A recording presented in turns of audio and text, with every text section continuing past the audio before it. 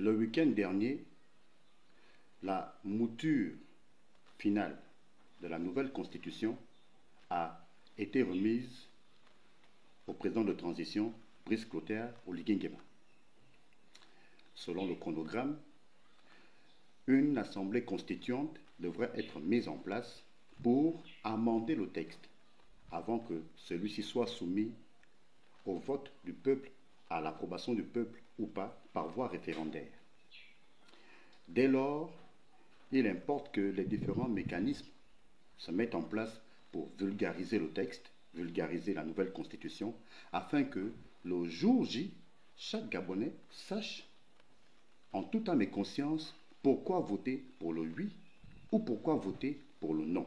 Or, depuis des mois, les adeptes du non, sans connaître le texte en lui-même, se sont enquis de lancer une campagne pour amener les Gabonais à voter non, pointant le fait que les autorités de transition soient des militaires qui ont pris le pouvoir par coup d'État, pointant le fait que l'ordre constitutionnel a été bafoué et qu'il faudrait, à défaut, comme l'a dit Albert Ondossa, que l'on organise de nouvelles élections tout de suite. Mais de nouvelles élections, dans quel contexte? Même si on devait organiser des élections aujourd'hui, en l'état actuel, qu'est-ce qui assure que les vainqueurs seront effectivement déclarés vainqueurs? Si on fonctionne selon l'ordre ancien, sachant que celui qui organise les élections ne les organiserait pas pour perdre, comment penser un seul instant que ceux qui appellent à voter non au référendum puissent gagner? D'autant que Brice Clotaire, Oligui Nguema et le CTRI auraient pu ne pas parler de référendum. Il n'y aurait même pas eu de dialogue national inclusif. Ils auraient pu simplement dire, bon, nous on décide qu'on va faire telle chose, telle chose, telle chose, telle chose. Comme cela se fait sous d'autres cieux, ils auraient pu s'adjoindre les services du Parlement de transition pour valider telle ou telle chose. C'est plus simplement venir dire aux gens, voici la nouvelle constitution. Ali Bongo l'a fait en son temps. Il n'y a jamais eu référendum. On modifiait la constitution à souhait, selon le bon vouloir du prince, selon le bon vouloir de ses affiliés. Et beaucoup penseraient que, comme dirait un certain Daniel Mangara, que si on vote non au référendum à venir, ben, ce serait pour démontrer à Oligui Nguema et compagnie qu'ils sont illégitimes. En fait, qui appelle à voter non?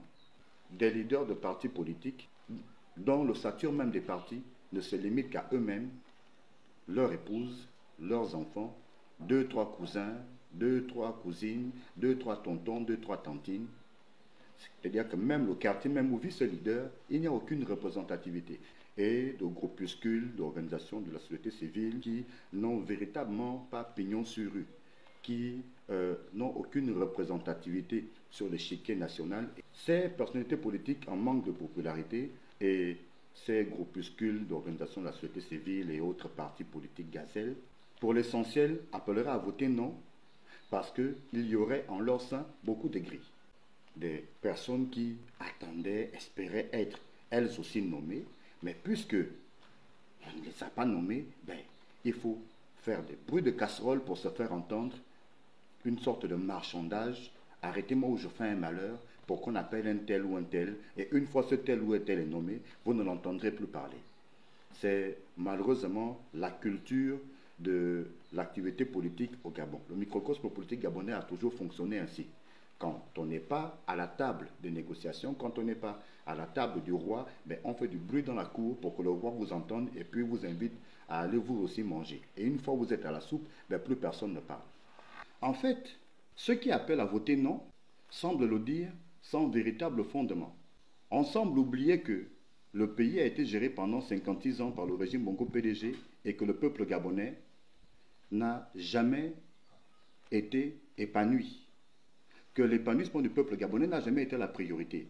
Il n'y a qu'à voir les réalisations de CTRI, l'argent pour investir, pour construire ces routes, ces monuments, etc. Cet argent sort d'où? C'est l'argent qui, selon nos informations, a été pris dans les domiciles des différents individus, déjà au matin même de la prise de pouvoir par les militaires, et depuis lors, des comptes auraient été saisis, de l'argent sorti de différents comptes de tel ou tel individu, tel ou tel ancien apparatchik du régime, Et faut-il également noter que la plupart des chantiers routiers notamment, ben, ce sont les entreprises qui avaient pris de l'argent du contribuable, mais qui n'avaient rien fait du tout.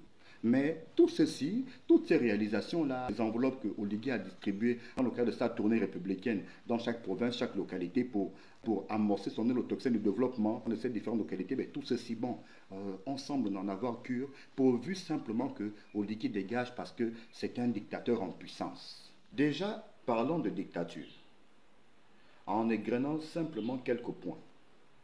Daniel Mangara, qui pendant plusieurs années a fait du bruit via des lives depuis l'État du Massachusetts aux États-Unis, où il enseigne à l'université locale, est rentré au Gabon, voilà, plusieurs semaines.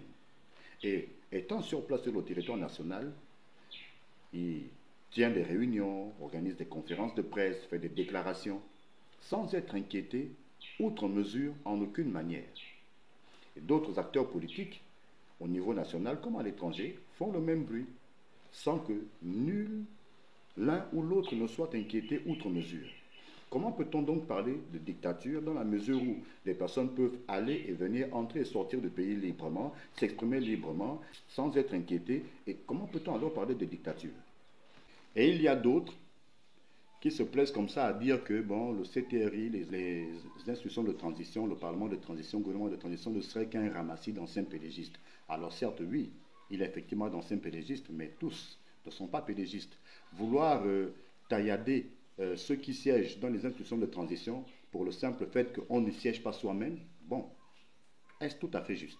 Vous avez ainsi des partis politiques dits de l'opposition à Oligui Nguema qui, il y a quelques mois, sont allés frapper à la porte du président de la commission de la CEAC. Allons donc. Les militaires ont pris le pouvoir par coup d'État, sans effusion de sang. Et des sanctions étaient prévues contre le Gabon. Le président de la commission de la CEAC, angolais de nationalité, et le président de l'Angola ont tout fait pour que le siège de la CEAC soit délocalisé en Guinée équatoriale.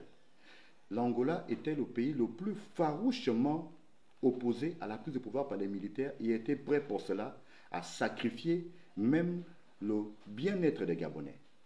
Et grâce au management diplomatique d'Oligui, force est de le reconnaître, ben, le siège de la CAC a été maintenu au Gabon. Et c'est à la porte de ce dernier que vous allez frapper quelqu'un qui a orchestré une tragicomédie, un spectacle, pour faire croire que des individus armés seraient allés à son domicile pour le menacer. Tout ça pour montrer qu'au Gabon, ben, la sécurité des personnes et des biens, notamment des personnalités, n'est pas garantie et que ce serait un argument supplémentaire pour retirer le siège de la CAC au Gabon. Et c'est à la porte de ces derniers que vous allez frapper, pour vous faire entendre. On comprend simplement qu'en fait, l'intérêt de ces personnes est ailleurs. Quand il s'était agi du dialogue politique organisé par Ali Bongo en février 2023 et qu'au nombre de ces groupuscules de partis gazelles étaient à la mangeoire, émargeant pour des perdièmes de plusieurs millions, etc., personne ne s'est plaint. Mais quel a été le résultat de ces fameuses assises politiques, si ce n'est que de permettre à 2-3 tartampions politiques d'accéder à des strapontins?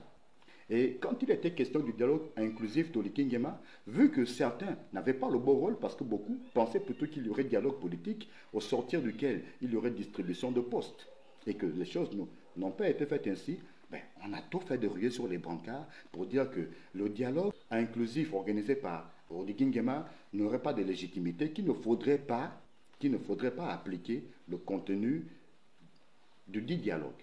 Parce que là-dedans, premièrement, on n'a pas appelé un tel ou un tel ou un tel. Deuxièmement, ben, les décisions qu'on a prises là-bas, ben, ça n'arrange pas tout le monde. Mais pour des personnes qui voudraient véritablement voir le Gabon changer, ben, ne pas tenir compte des conclusions du dialogue national inclusif, qu'est-ce qu'il faut comprendre derrière? Simplement qu'en fait, il n'y a pas de véritable préoccupation pour les Gabonais, il n'y a de véritable préoccupation que pour le ventre et les intérêts personnels des uns et des autres. Le véritable problème de ceux qui appellent à voter non repose principalement sur l'inclusivité. Il a choisi de faire avec tout le monde, autant de nouvelles figures, autant de nouvelles têtes que d'anciens apparatchiks du régime déchu. C'est libre à lui. À la fin de la transition, on fera le bilan de ce qu'il a fait. On pourra mesurer si telle décision aura été bonne, si tel casting aura finalement marché. Mais pour l'heure, où nous sommes en phase de transition, on n'a pas un président élu à la tête du pays. En conclusion, plutôt que de s'échiner à tailler un portrait nauséeux à tel membre du Conseil constitutionnel, un portrait diabolique à tel membre du gouvernement de transition, du Parlement de transition, chaque Gabonais, en tout âme et conscience, pourra décider si oui pour la nouvelle constitution ou non. De toute façon, même si on venait à voter non majoritairement, ce serait simplement de dire à Oligui à la transition, revoyez la copie et soumettez-nous un autre texte. Très bien, on avance.